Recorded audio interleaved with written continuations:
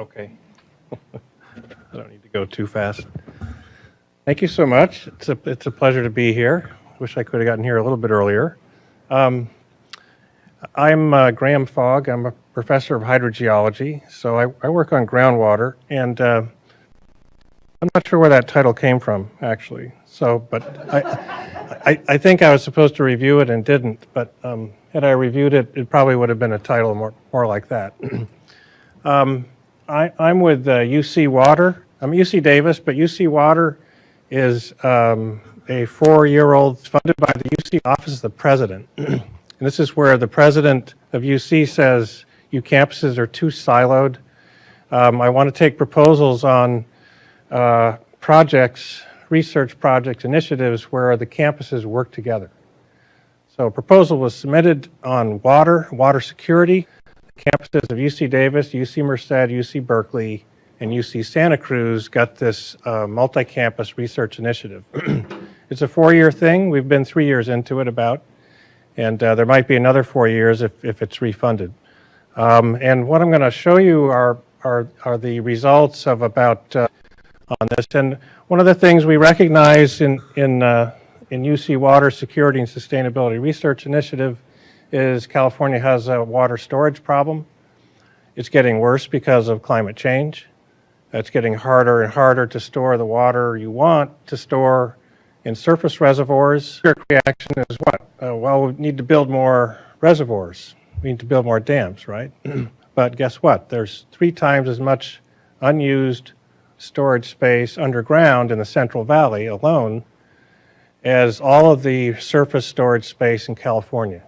So there's 3 times as much room underground for reservoir storage space. But the problems relate to, well, what water do you put there? How do you get it there? And how fast can you put it in, et cetera, et cetera. And so one of the major solutions, of course, or suggestions is stormwater or floodwater.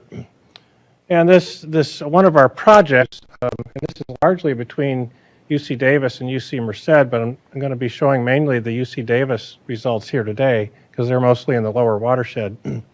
But it's the combined American-Cosumnes. Why the Cosumnes? Because one of the big reservoirs is groundwater, and the American and the Cosumnes water reservoirs are integrally related. So we put those together from that perspective. So it's in this neck of the woods, we're dealing essentially with most of Sacramento County in terms of the groundwater aspects. Things that are going on in UC Water, actually I can look here, can't I?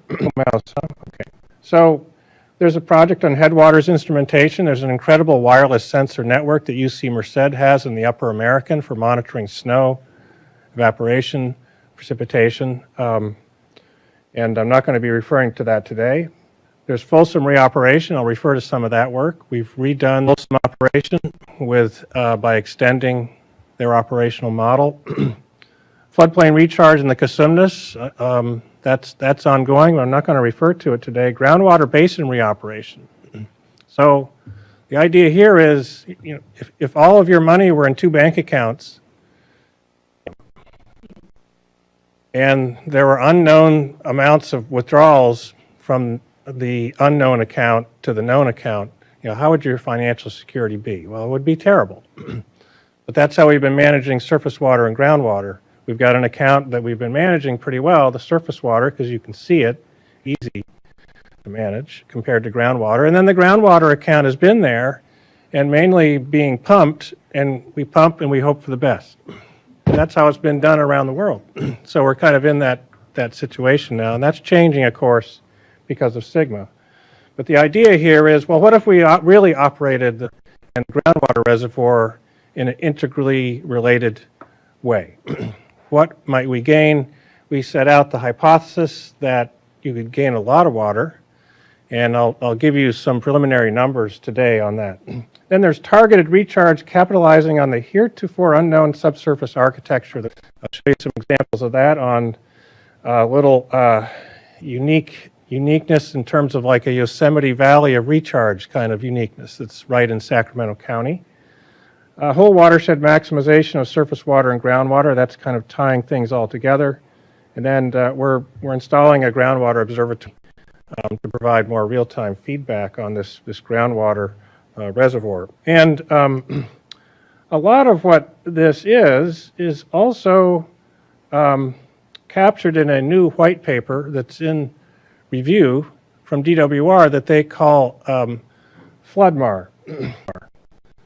And that's using floodwater for managed aquifer recharge to support sustainable water resources.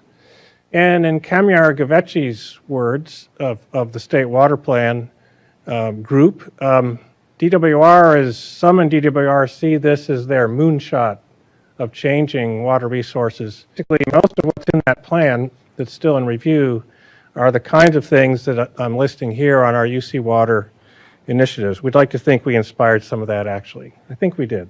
So Folsom reoperation and whole watershed management. The idea is you're maximizing storage in the whole watershed. I think I've already said it, but let's get past this one. And here we've just got the different modules of it. You've got the headwater system, Folsom Reservoir, the groundwater system. Incidentally, the groundwater system looks nothing like that, and none of them do. But it's a great little model for visualizing. It's much more complicated, but in some ways not. And we have a more detailed model of Sacramento County that's shown there. And we're putting these things together in data and modeling systems. I'm not going to go into the geeky details, but this is one of the things that's being done in terms of connecting the dots. Thank goodness it's just too late in the afternoon for flow charts, so we're just going to blow by that.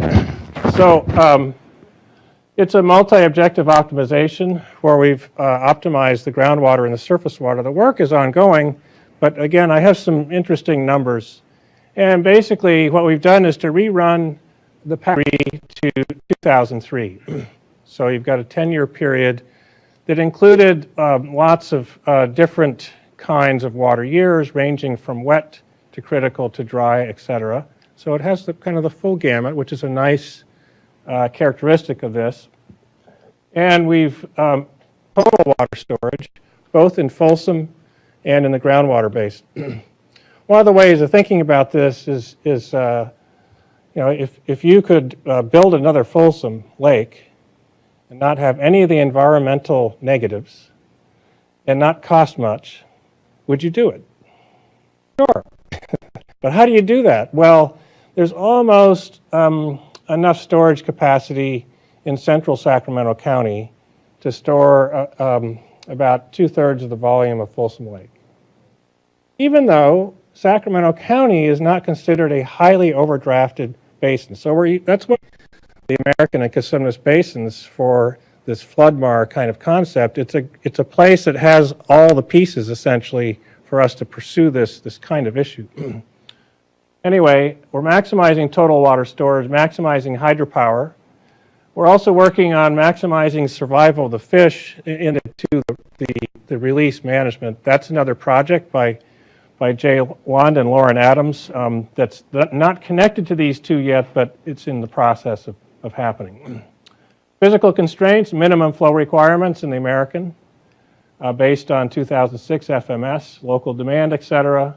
And the upshot is we get an average of about over 500,000 acre feet per year of recharge. That's 50% of a Folsom every year. It's a lot of water. But not quite, but they're big numbers, so you can still reap a lot of water from this kind of management.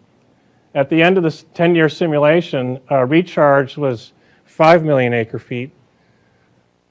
Optimistic? Yes, because we're assuming it's an optimization model, so we're assuming perfect foresight. But what the point is, a lot of water that could be managed differently to increase total system storage. This is the amount stored.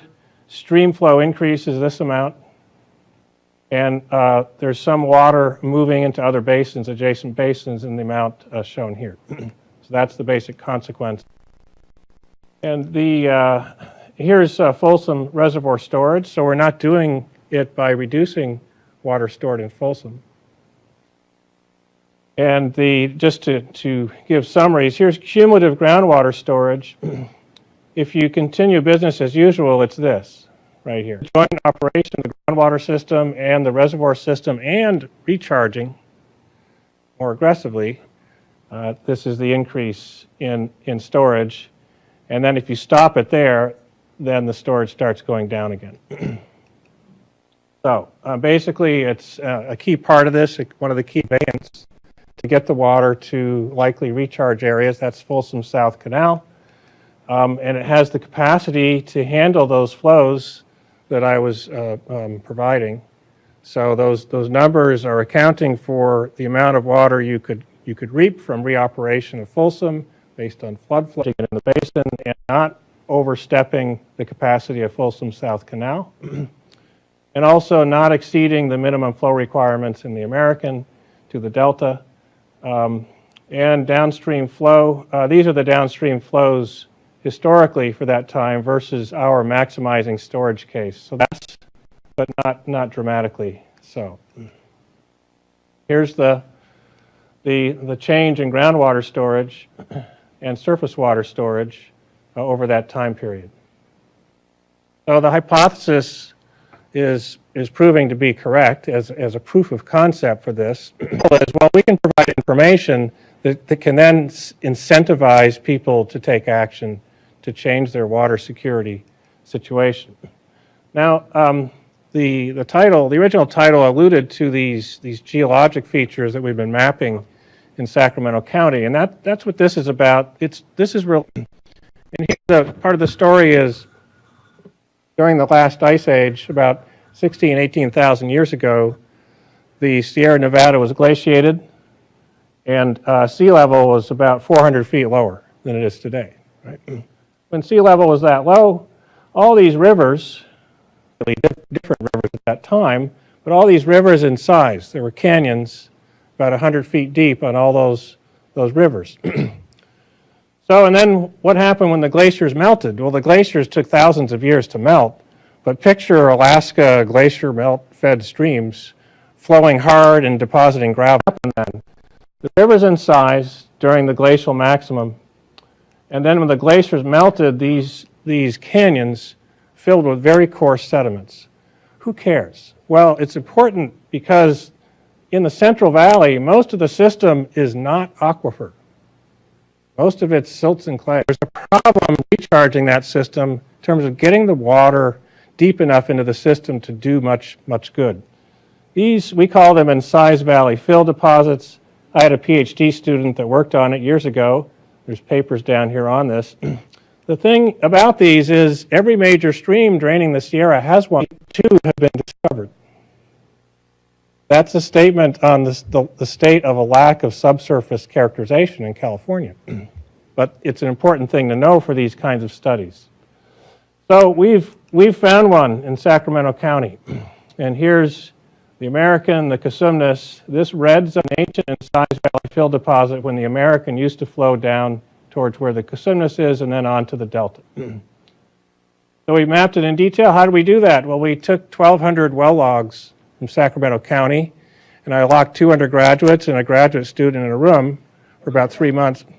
No, but they joined it because they knew it was going to lead to something. And well, we took 1,200 well logs. Actually, we took 2,000, and most of them were no good, and we threw them away and took the ones that were useful and mapped in 3 dimensions in detail the aquifer system. The aquifers are the red and the yellow here. You can see it's mostly not aquifer.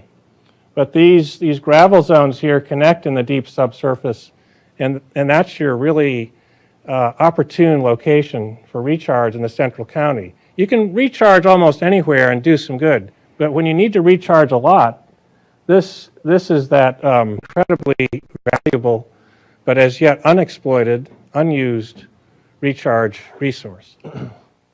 And we've done a lot of experimentation with this detailed model. You say, well, it's a model, but it's based on a lot of data. So it's a really good model for this kind of thing. And we've simulated recharge, and depending on where you put the recharge, you can get 60 times higher recharge rates if you recharge in the right spot versus much lower recharge rates. Why is this important? Well, storm flows come fast and furious. Inespeciable flows are the above 90 percentile flood flows. Those are the ones that are not yet highly claimed by water rights. So it's easier to secure a diversion permit, a temporary permit from the state board to get that water and recharge it if you want. So the rest of the water that's below the 90th, it's got more water rights hooks into it, so it's less accessible. But fortunately, there's a lot of that water above the 90th percentile. So when you get it, it's going to be a lot of water, and you need places to put it fast. And the other place to put it fast is over big areas such as farmland, which is another aspect of this. I'm just going to skip over the details here, but here's a simulation of recharge in the best spot we found. And that's the ink blot is the spreading groundwater influence of the recharge. It's a regional effect. So it's kind of like repressurizing Lake in Sacramento.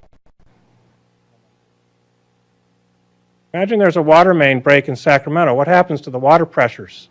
Well, they go down everywhere. But when you fix the water main break, the pressures rebound almost instantaneously.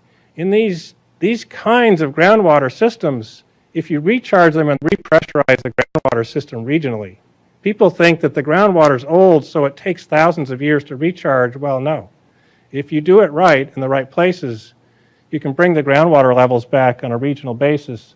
And that's what's starting to happen here in this simulation model. Kilometer extent of propagation, and if you did that year after year, you'd start to influence the regional groundwater levels much more effectively. So starting to use the groundwater system like a reservoir, which we don't do. So groundwater system reality to this work, what I showed there was very specific to how much water can you pound in the ground sort of thing given the geology. We're working on the regional scale also in the context of Folsom South Canal with the Central Valley IWM model. And here we're taking account of land use throughout the county, mainly agricultural and urban land uses, and looking at water available for recharge based on volumes and timing, conveying it through Folsom South Canal, and infiltrating it based on the groundwater basin. Here's just a grid from the model. This accounts for the land use. There's the land use map. And we are on this map, of course. And you know the land uses, so I don't need to go into it. Why does this matter? Well, to get a lot of recharge, people are going to need to be paid. Ultimately, to manage pumping, people are going to have to be paying to pump a fee. That's how the groundwater sustainability agencies will survive and fund themselves. But when people recharge, in the long run, it's not going to work unless people are paid to do it. Like we're paid when we have solar, and when we generate more power than our house needs, we sell power back to the grid.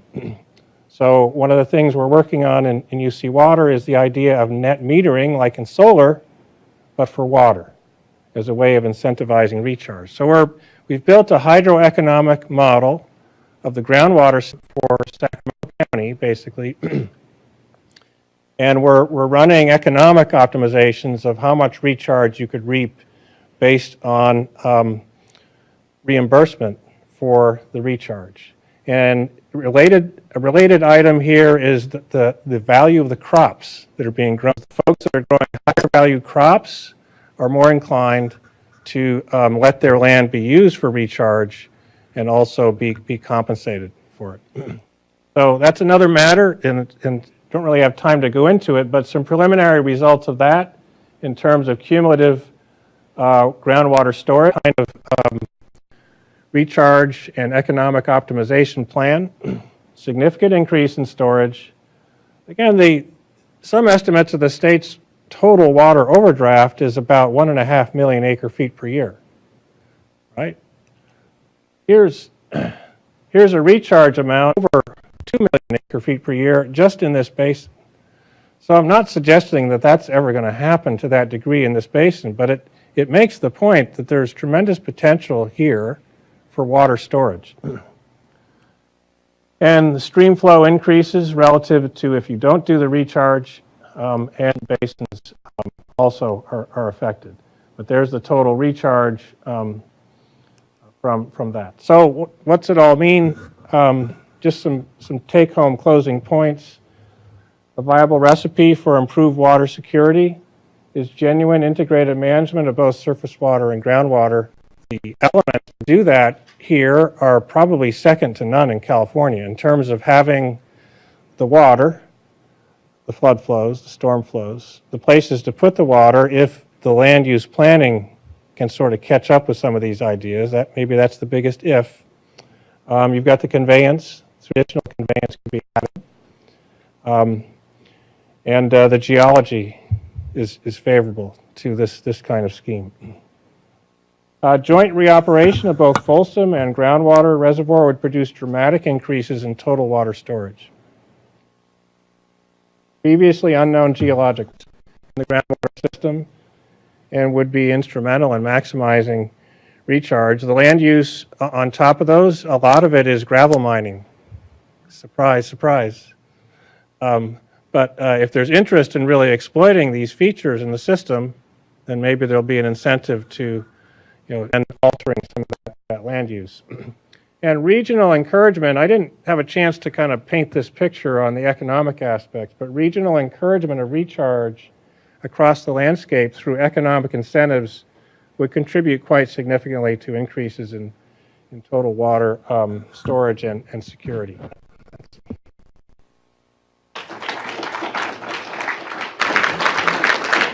I'm sure there's some, I knew there were going to be questions.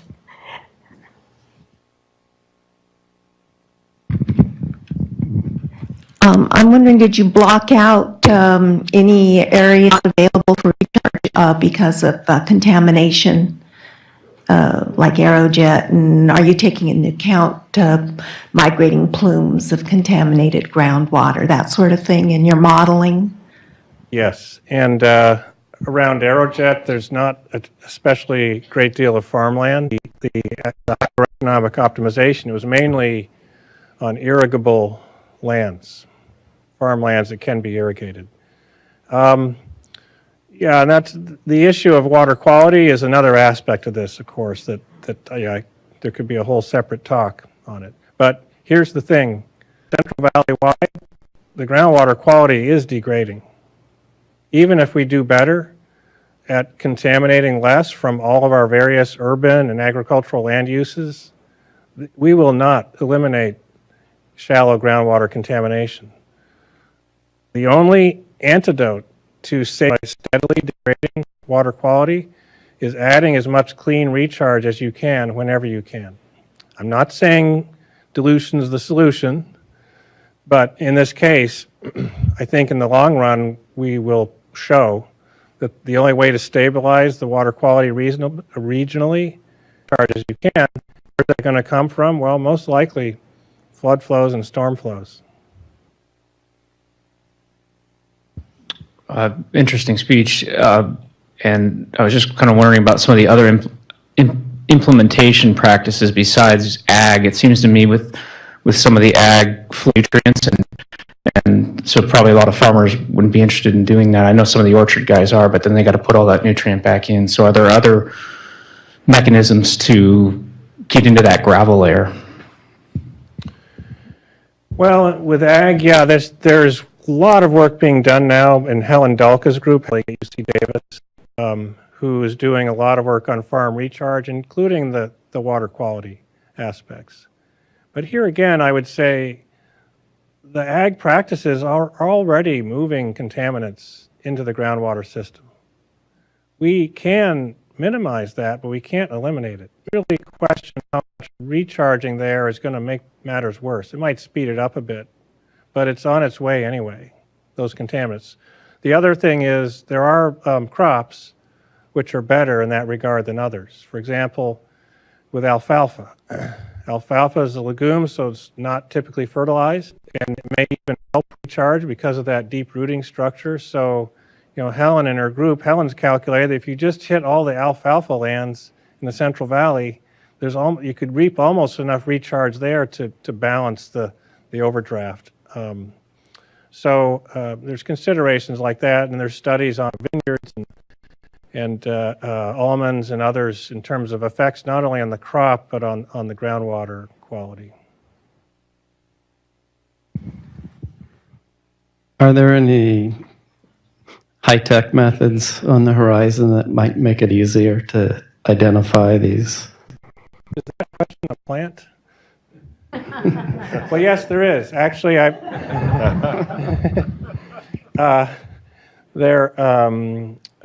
I'm working with Dr. Rosemary Knight of Stanford, Rosemary is a geophysicist, and she is produced in California a new geophysical approach. It's actually not new. It's been used in Europe for decades, or more than a decade, but it's called airborne electromagnetics. It's flown from a helicopter. There's also versions of it now that are coming out that will fly from drones, but it will be able to image, let's not call it an X-ray, but we'll be able to image the subsurface and pick out some of these major stratigraphic features quite effectively. So we're actually, Rosemary has the money from the state and from Denmark and from industry to run 800-kilometer lines of this stuff. This needs matching at 200,000. And that amount of line footage would be enough to image Sacramento County in terrific detail. So if anyone has the 200K to do that, come on up after the talk. Or write your question.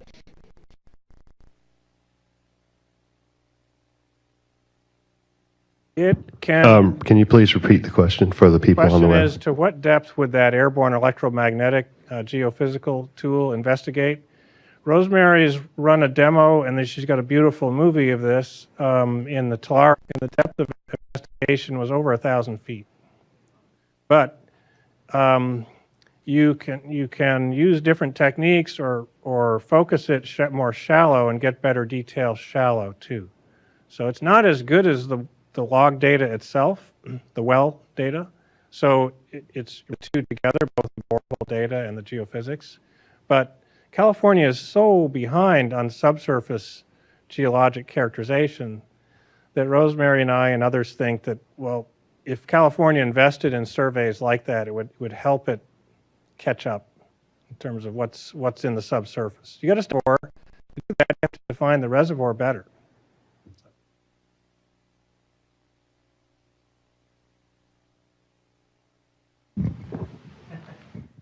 What agency or what entity do you think it will manage that subsurface groundwater basin? Will it, as far as like, or would it be something like Folsom Lake that's managed by the feds? Who's after you put that water in the ground is going to get the monetary benefit of it coming back up out of the ground and serving that water? The groundwater basins will be managed by the in general. However, I think groundwater, especially in California, lives off surface water. So more and more of these GSAs will be looking to partner with the Bureau and the Corps of Engineers and others, and DWR, the upstream reservoir, manage both the groundwater and the surface water. And in terms of who benefits, that's another. I could answer that. I could spend 10 minutes answering that. So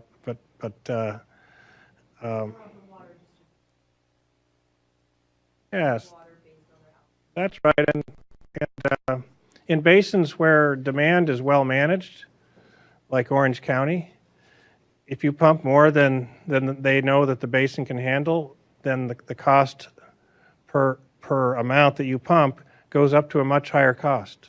And that's their calculated cost of importing that water, transparent to the water users. So there'll be things like that. And there'll be things like, if you do this, stream flow will increase. Half the room may love that, the other half of the room may hate it. So there's going to be a conflict in terms of the folks who want to see stream flow increase and see the ground more like they were years ago. There'll be other folks that see that as a threat to their water rights. So there's going to be these kinds of battles.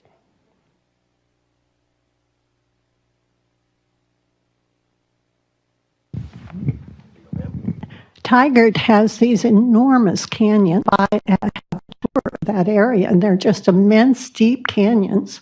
Do those have any value as groundwater or just water retention areas in flooding or groundwater?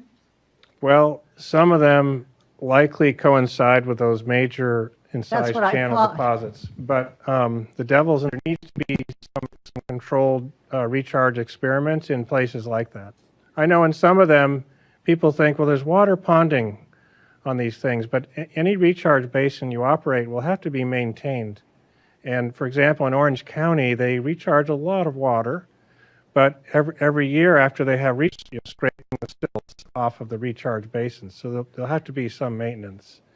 But there's more local characterization and testing that needs to be done on this. But we're confident that, yeah, there's an incised valley fill channel system there, places in over a big enough area. You'll accomplish a lot of recharge and regional benefit. In Coachella Valley, they recharge. The benefits of the recharge go out 10 miles, even though the water they recharge doesn't move that much. So they charge recharge benefit fees to their water users based on how much they benefit from that.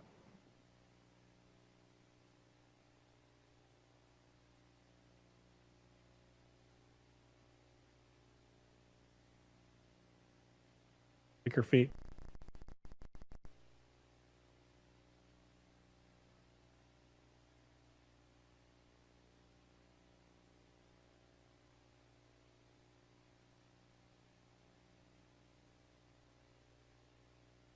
Right now, so the question is 50,000 acre feet, or was it 500,000 acres? Was that right? And I guess one of the numbers I had up there was a fraction of that was undeveloped. 51% was undeveloped. Is that in danger of being developed? Probably. The PhD student doing that work, and I'd have to ask him about that. But Rob has his finger on the pulse increasingly of what's going on in Sacramento County, because that's one of his PhD dissertation chapters. So I think there is a danger. The urge to build out in the central county will be stronger. That's a concern. On the other hand, the Cosumnes Coalition, Melinda Frost Herzl, and others who work on trying to boost habitat for fish like the fall run of the Chinook salmon, et cetera. Those folks want to see the stream flows increase. So that there's going to be this back and forth tug between making the streams healthy again with base flow, real base flow from groundwater, taking that excess water and building more subdivisions. Or taking that excess water and selling it to East Bay Mud. Because East Bay Mud has their eyes on this. Okay, thank you very much. I canceled my class today. I teach at CSU Sacramento, and there was no way I was going to be at class and be here today, but I have students who are here working and helping us out as part of the class project. And as I know, the last 5 minutes of class, you guys are ready to go. So I'm going to And I just wanted to say, first of all, thank you to all the presenters and all the attendees for giving us your precious time today. We understand that it's a long day. I would like to thank Office of Water Programs, Maureen, Watershed Collaborative, Greg Bates, and State Water Resources Control Board, Bill Harith. We were kind of the for pulling this together with input from the stakeholders, and everybody worked really hard to do that, and I really appreciate the partnership. I think it's been great.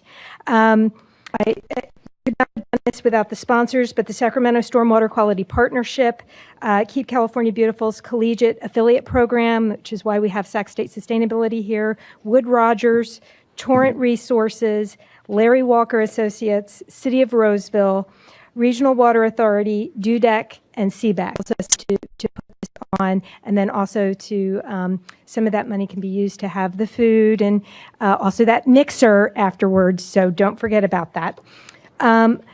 What I just wanted to say is that we're able to get a wonderfully experienced and knowledgeable set of presenters to help us think about what we can think globally in our region and act locally on our projects. There were some themes and some words that came out in a lot of the presentations. They've highlighted perspectives from other areas and issues in our region, as well as management processes and techniques being developed here that you might use in this group setting will stimulate further collaborative process and development of an effective management for our region. We've tried to focus that discussion on watershed-based practices and on collaboration that can serve in multiple interests, provide efficient action, and move towards maximally functioning. That will provide our community with those vital services. The one thing that came up with some of the speakers, I spent a third of my life on the eastern shore of Maryland, on a river that went into the Chesapeake Bay. I spent a third of my life in Florida, and I've spent a third of my life in California. And we all have a different, all the regions have a different, and it's really important that we start to think about the term one water that was brought up several times, and it seems to express with the holistic approach that we're working toward, and which is driven by ideas like stormwater as a resource, the idea that's led to the stormwater resource plans. And all water has value. All water is reusable and renewable. It's either through desalination, stormwater harvesting, more effective wastewater treatment, any other avenues. In our urban areas, we've changed the water cycle, and we need to find ways to convert it back into more restoring. Collaborative watershed approach to restoring that working ecosystem processes will provide the services that we need to have a resilient, vibrant community in the American River Basin. That is what our role is in One Water as a collective group. We thank you for coming to today's event, and please join us to continue the conversation at Capitol 1431 on Street for a post-event mixer. It's a 4-short block walk, a couple of housekeeping things. If you are not going to keep your name badge as a souvenir, we can recycle it for you. If you're going to the mixer, and I really hope you do, I'll grab it there and recycle it for you there. Turn in your survey, and you can drop your name tag there if you're not, but it's a souvenir. I think it's a great idea. And we've pre-ordered some appetizers so that when you get down to Capitol Hop Shop, there will already be some food ready to go, and the drinks are on you, food is on us, but we have a station, and we really appreciate your time today. Also, just take one last moment to thank Christine for her efforts in this event, because we wouldn't have been able to hold it today without her. So I know she wouldn't thank herself, but we really appreciated it. And also just put the surveys in where the badges, the box with the badges would be, and that we'll collect them.